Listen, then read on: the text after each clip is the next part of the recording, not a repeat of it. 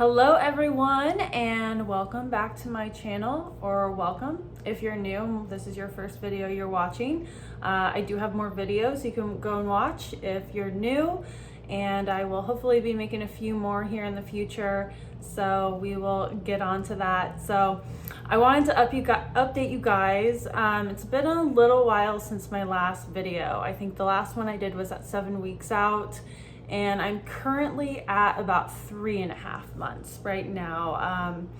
I just got really caught up and busy at work. Not to mention, really, like, things have not really changed much at all since that video. So there kind of really isn't a lot to update you guys on, but I do want to kind of just check in so you can kind of see where I'm at 3.5 months out. Like I said in my last video, I still have a ton of numbness in my chin and basically just my lower mouth area in general. My right side of my chin, completely numb. It's completely dead still. My left side, there's a little more feeling, like, I guess to the surface, like the skin touch, I can feel. It's more of like a deeper numbness, like kind of down in here. And this numbness kind of spreads out to here, but it's really dead, like right here. And that's been, honestly, it's been kind of hard to accept. Obviously, there's a big give and a take here with the surgery. I absolutely love my aesthetic results from the surgery, and my breathing is so much better.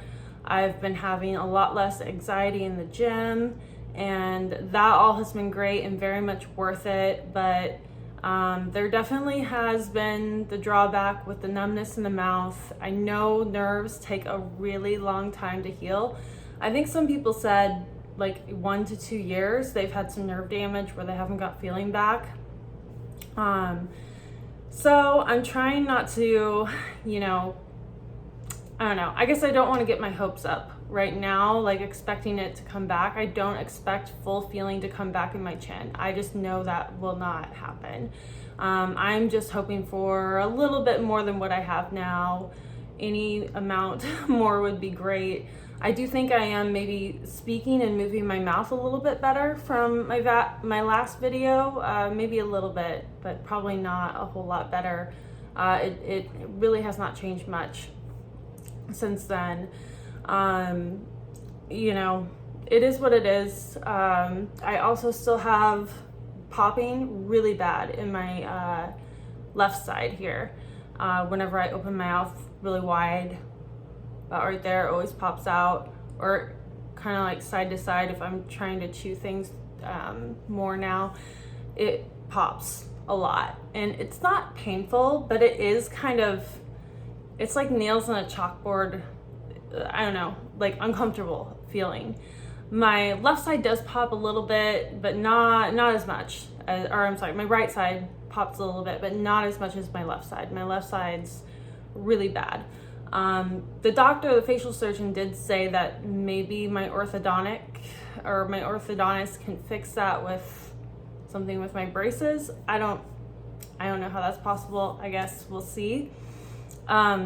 I do go to my orthodontist in like 3 days, so they have yet to start fixing my gap. So my gap is still hanging around, but the facial surgeon, when I saw him like a few weeks ago, he said that they're good to start moving my teeth now. They can start filling this gap. So hopefully that will only take like a month or 2 to get that filled. And I'm hoping I can get my braces off. I don't know. I'm hoping I only have to wear them for like 6 more months, but we'll see what she says. I'm ready to get these babies off. They're really annoying. So I'm still on a soft food diet. I think I mentioned that. Sorry, there's a fly. I think I mentioned that in the last video. I am on a soft food diet until 6 months out from my surgery.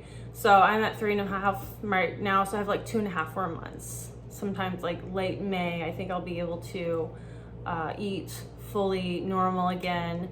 They'll do like a kind of like a bone scan of my skull, see where my bone density's at. If it's in a good spot, they'll clear me to eat whatever I want.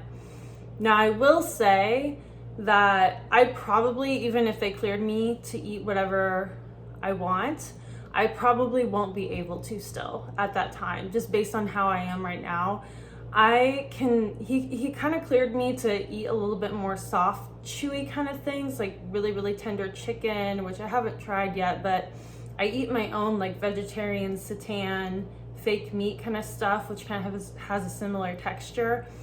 And I can chew through it, I can eat it, but it is difficult, especially with this jaw popping. It makes me not want to chew up food as much, because it's like really irritating for it to pop constantly in and out as you're chewing. So I kind of just barely chew things and I swallow it, which isn't good.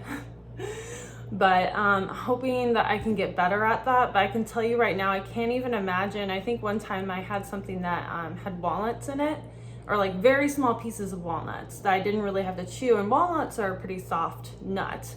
But even just chewing those, I'm like, I couldn't imagine like trying to chew through an almond or something really hard like that. Like, I mean, I think it's gonna be like a year or more before I can really eat really hard to chew food like that. The other thing is just opening your mouth up big enough I can open my mouth up big enough to like take a bite, but I don't know, like your mouth can't chew it when your mouth is open wider. I don't know if that makes sense, but it is just really hard to chew if you're eating a big bite of something. You kind of have to take smaller bites of food and kind of break it down that way before you eat now. So you really do have to think before you just start eating anything new, what you have to do to eat it. I have actually maintained, I think I talked about, I don't know if I talked about this in the last video before, but I initially lost like 15 pounds when I went through my liquid diet and everything like that. And I'm trying to maintain it off. So far, I have maintained my weight loss and I'm hoping to keep it off. We'll see, but I eat pretty healthy, and I think just part of it is just not getting back into like overeating. Because once you start kind of indulging on things, you kind of, at least me personally, you kind of can't stop, right? Like, so I'm just trying to keep eating, the good things I was eating. I eat a lot of protein shakes, which is obviously what I ate a lot during my liquid diet phase. I ate before I even got the surgery, but protein shakes have been a big part of my diet always. So I still do a ton of protein shakes. I want to give you guys a few. I'm not going to do like a dedicated meal prep video. I was going to do that, but that's just too much editing that I really don't want to do. So I'm just kind of briefly talk about some of the things that I have made. And I'm going to run and get something real quick. Actually, sorry, 1 second.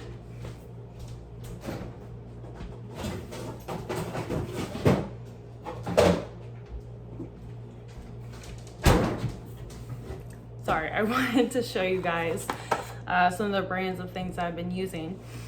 So the first thing I've been doing for breakfast is I do a lot of oatmeal. Oatmeal is really easy to eat. And I put Biscoff in my oatmeal. And if you haven't had Biscoff before, oh my gosh, it's so good. It's like ground up cookies. So I just put like 2, maybe 3 tablespoons in my oatmeal, and it's bomb. It's so good. If you have not tried that before, I highly, highly recommend you trying that. I just use completely unflavored, unsweetened oatmeal too, because that's all the sugar you need. From that, it's probably more sugar than what you need, but it tastes really good. And then you can like put bananas in there. Sometimes I put like a sweet potato in there too, just to get a little bit more those good carbs in there. The other thing I'm making, I mentioned in my last video about Tofu Scramble. I love this Tofu Scramble recipe that I've been making. I'm gonna actually try to post the recipe down in the description because it's amazing. It's really, really good. And so what I've been doing is I've been making it with this chorizo seitan. This is Upton's Natural. And it's kind of hard to find in my town, so I don't know what grocery store near you might have it, but it's really good vegan seitan. And then I put sliced avocado, so I do the tofu scramble, the chorizo seitan, I do some sliced up avocado, I do some of the Cholula hot sauce, and then I do these follow your heart feta crumbles on that. Oof. Oh my gosh, these are so good too, by the way.